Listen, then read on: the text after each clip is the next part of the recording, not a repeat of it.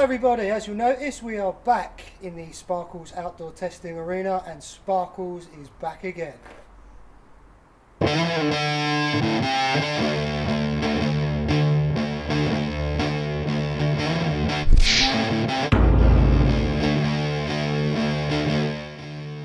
Hello everybody, Tango Sierra 01 Chef of Team Sasquatch back again. We've got another Sparkles test today. We're going to be looking at the Tippmann range of BBs. Today we're going to be looking at the 0.32 gram BB. On Sunday we went to AWA Hearts Airsoft, where Gordon of Battle Zone Airsoft kindly gave us some different weights to try. We had some 0.32s, we also had some 0.25s.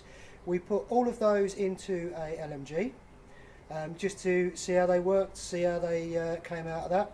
We ran the 3.2s in a range of different weapons, in Tippmanns themselves. We also put them in a G&G M4 and also a Cybergun Railgun 1911. So what we're going to do is I'm going to go to some side-by-side footage from Sunday with the different types of ammunition. These are going to be going up against our normal brand of BB, which is the RZR from Nupro. But today, because Sparkles didn't get shot on the last video, and we'll come to a little word on the last video in a moment, we decided we would shoot him with them today. We've got a range of weapons. We've got the double-barreled shotgun, obviously. We've got a 1911 and a Tippmann. He's got far more protection on than he normally wears because this is going to get quite close, and we've got not so many spread guns this time. So as I mentioned, the last video we did, the last Sparkles test, wasn't with Sparkles and it wasn't done here. That was done with Gordon from Battlezone Airsoft, and that was to do a very in-depth look at the 40 mic.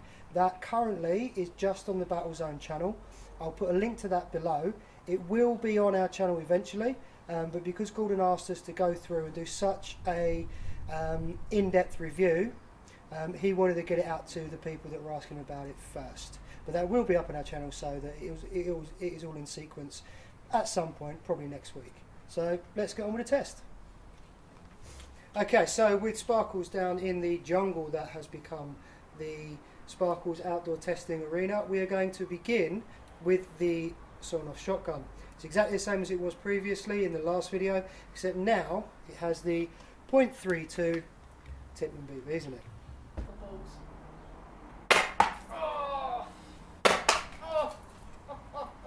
Okay, so now we're going to move on to a Cybergun 1911 railgun. We have razors in this one and Tippmann BBs in the black mag. Just for comparison, these are CO2 mags and they were used on Sunday, so we don't know quite how much gas is in them.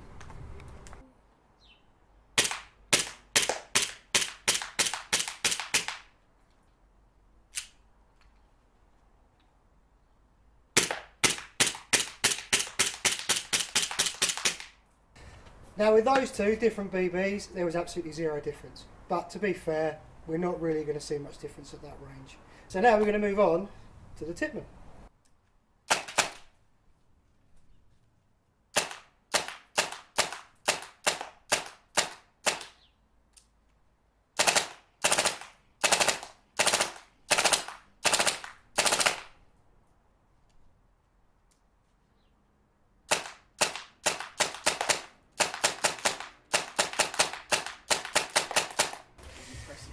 So, as we can see there, not a single misfeed, not a single errant stray BB, they all were, and we're pretty close, so if one moved off course, it was going to hurt.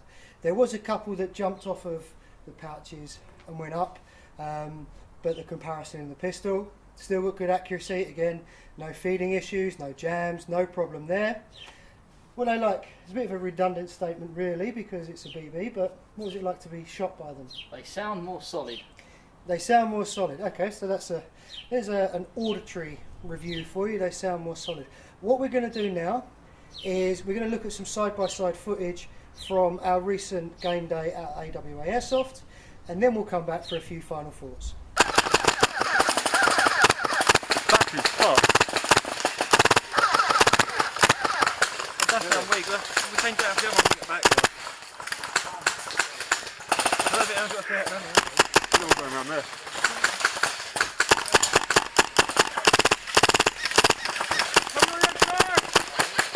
Okay, so the final thoughts after that, we see absolutely zero difference between the Tippmann BBs and the New Pro razors.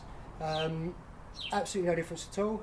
The LMG started the day on ASG BBs, so absolutely no difference again.